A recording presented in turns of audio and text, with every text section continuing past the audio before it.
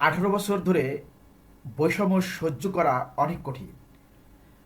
প্রাথমিক ও মাধ্যমিক স্কুলে এটা আরও ভয়ঙ্কর, কারণ বাচ্চারা ছোটবেলা থেকেই বৈষম্য দেখে বড় হয়। স্বৈরাচারের দোসর মুক্ত স্কুল করতে হলে 3 ধাপে আগাতে হবে। প্রমাণ জোগাড় করতে হবে, কারণ কাগজে কথা বলে, মুখের অভিযোগে কাজ হবে না, লিখিত প্রমাণ লাগবে। বৈষম্যের লিস্ট করতে হবে, নিয়োগে কাকে বাদ দিয়ে কাকে নিল, কোন শিক্ষার্থীকে সুবিধা দিল, কাকে বঞ্চিত করলো, তারিখ সহ লিখে দিতে হবে। ফান্ডের হিসাব, স্কুলের বাজেট, টিফিনের টাকা, উন্নয়নের টাকা কোথায় গেল তার তথ্য দিতে হবে। কাউকে হুমকি দিলে সেটা রেকর্ড, মেসেজ, সাক্ষী রাখতে হবে। পক্ষপাত করে মার্ক দিলে খাতা রিভিউ চাওয়ার কাগজ রাখতে হবে। ঐক্য ঘোড়ো, একা লড়লে হারবে। অভিভাবক ফোরাম গঠন করো, ভুক্তভোগী অভিভাবকদের নিয়ে গ্রুপ করো। 10 জন একসাথে অভিযোগ করলে ওজন বাড়ে। সব শিক্ষক দোষর না, যারা বৈষম্যের শিকার তাদের পাশে দাঁড়াও, তাদেরকে পাশে নাও। স্কুলের এক্স স্টুডেন্ট যারা এখন প্রতিষ্ঠিত তাদের জানাও, তারা প্রভাব খাটাতে পারে। স্থানীয় সাংবাদিক বৈষম্যের সুনির্দিষ্ট তথ্য দিলে অনেকেই নিউজ করে। আইনি ও প্রশাসনিক পথ ধাপে ধাপে যাও। এসএনসিতে লিখিত অভিযোগ স্কুল ম্যানেজিং কমিটির সভাপতির কাছে ডকুমেন্ট সহ দাও। রিসিপ্ট কপি রাখো। ইউনো উপজেলা শিক্ষা অফিসার এসএনসি কাজ না করলে উপজেলা শিক্ষা অফিসে অভিযোগ 18 বছরের বৈষম্য উল্লেখ করো। সেখানেও কাজ না হলে ডিসিও জেলা শিক্ষা অফিসে জানাও। আর্থিক দুর্নীতি থাকলে দুদকে, মাধ্যমিক ও উচ্চ শিক্ষা অধিদপ্তর মাউসিতে সরাসরি মেইল করো। শেষ পর্যন্ত না হলে রিট করো। স্কুলকে দলীয়করণ থেকে মুক্ত করতে জনস্বার্থে রিট হয়েছে আগে। কারণ নামে মিথ্যা বলো না। প্রমাণ ছাড়া দোষর বললে উল্টা মানহানির মামলা খাবে। বাচ্চাদের সামনে রেখে আন্দোলন করো না, ওদের পড়াশোনার ক্ষতি হবে। আইন নিজের হাতে নিও না, মারামারি করলে তোমাদের দাবি দুর্বল হবে। স্বৈরাচার টিকে থাকে ভয় আর বিভক্তির উপর। তোমরা ডকুমেন্টস নিয়ে একসাথে নিয়মতান্ত্রিক পথে আগালে 18 বছরের জঞ্জালও সরানো যায়। তোমাদের স্কুলে মূল বৈষম্যটা কোন জায়গায় বেশি? শিক্ষক নিয়োগ, ছাত্র ভর্তি নাকি ফান্ড? সেটা বললে আরও স্পেসিফিক প্ল্যান দিতে পারবো।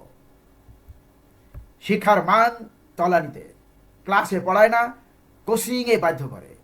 এটা 18 বছরের দোসর রাজত্বের সবচেয়ে কমন চিত্র। এটা কেন হয় আর কেন দোসর মুক্ত করা জরুরি?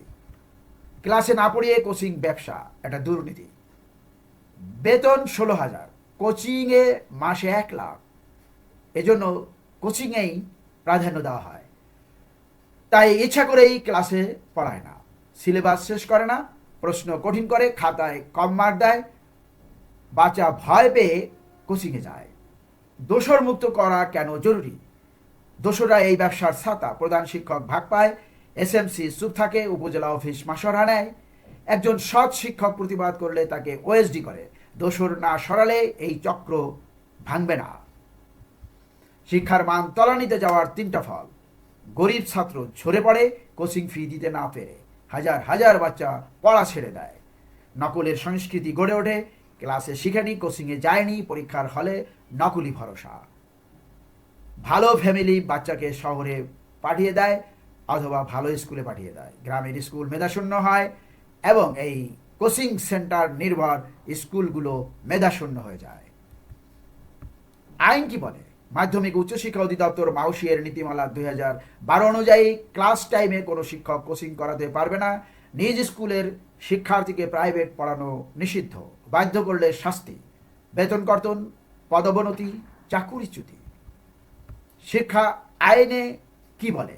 কোচিং বাণিজ্যকে শাস্তিযোগ্য অপরাধ বলা হয়েছে। দোষর মুক্ত করে কিভাবে ঠিক করবে 10-15 জন অভিভাবক মিলে লিখিত দাও, আমার বাচ্চাকে ক্লাসে না পড়িয়ে কোচিংয়ে বাধ্য করা হচ্ছে, কোচিংয়ের ফি, রসিদ, ভর্তির খাতা, ছবি তুলে রাখো, কোন স্যার ক্লাসে কত মিনিট পড়ায় সেটা 1 সপ্তাহ নোট করো।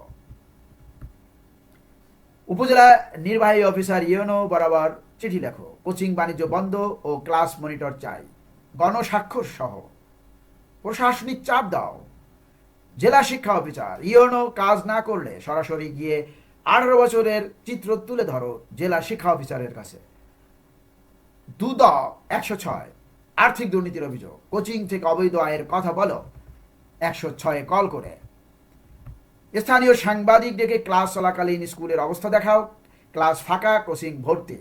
এই ছবি ভাইরাল হলে মাউসি থেকে টিম আসে। সবচেয়ে জরুরি কথা, দোসররা টিকে থাকে কারণ অভিভাবকরা ভয় পায় বাচ্চার রেজাল্ট খারাপ করে দিবে, কিন্তু 10 জন একসাথে দাঁড়ালে ওরা কিছুই করতে পারে না। শিক্ষা নিরপেক্ষ থাকবে, দলীয় না। শিক্ষা প্রতিষ্ঠান মানে মুক্ত চিন্তার জায়গা। স্বৈরাচারের দোসররা প্রতিষ্ঠানে থাকলে ভয়ের সংস্কৃতি তৈরি হয়, শিক্ষক ছাত্র রাজনৈতিক আনুগত্য দেখাতে বাধ্য হয়, ফলে প্রশ্ন করা, দ্বিমত করা, গবেষণা করা বন্ধ হয়ে যায়। বিদ্যালয় তখন দলীয় কার্যালয়ের মতো আচরণ করে। মেধার বদলে আনুগত্যের পুরস্কার বন্ধ করা, স্বৈরাচারী ব্যবস্থায় নিয়োগ, পদোন্নতি এবং ফুল ফ্রি, হাফ ফ্রি সব হয় দলীয় পরিচয়। যোগ্য শিক্ষক বাদ পড়ে, অযোগ্যরা দাপট দেখায়। ছাত্ররাও পড়াশোনার চেয়ে মিছিলে গুরুত্ব দিতে বাধ্য হয়, এতে পুরো প্রজন্মের মেধা নষ্ট হয়, সহিংসতা ও শিখন ঘাটতির সৃষ্টি হয়। দলীয় লেজুর ভিত্তিক ছাত্র শিক্ষক রাজনীতির কারণেই শিক্ষা প্রতিষ্ঠানে মারামারি, শিখন ঘাটতি লেগেই থাকে। স্বৈরাচারের দোসররা শিক্ষা প্রতিষ্ঠানকে নিজেদের ক্ষমতা টিকিয়ে রাখার অস্ত্র বানায়, চেয়ারে বসার অস্ত্র বানায়। তারা মুক্ত না হলে সাধারণ ছাত্র নিরাপদে ক্লাস পরীক্ষা দিতে পারে না। ভবিষ্যৎ নাগরিক গড়ার জায়গা বাঁচানো, স্কুল, কলেজ, বিশ্ববিদ্যালয় থেকেই গণতন্ত্র, সহনশীলতা, যুক্তিবোধ শেখার কথা। স্বৈরাচারের দোসররা থাকলে ছাত্ররা ছোটবেলা থেকেই দেখে তেলবাজি করলে সুবিধা পাওয়া যায়, প্রতিবাদ করলে বিপদ। এটা জাতির মেরুদণ্ড ভেঙে দেয়। শিক্ষা প্রতিষ্ঠান কারো চেয়ারে বসার সিঁড়ি না, ক্ষমতার সিঁড়ি না, এটা জ্ঞান চর্চা আর মানুষ গড়ার জায়গা। সেখানে দলীয় দাসত্ব থাকলে জাতি আগাতে পারে না, তাই দোসর মুক্ত ক্যাম্পাসের দাবি ওঠে।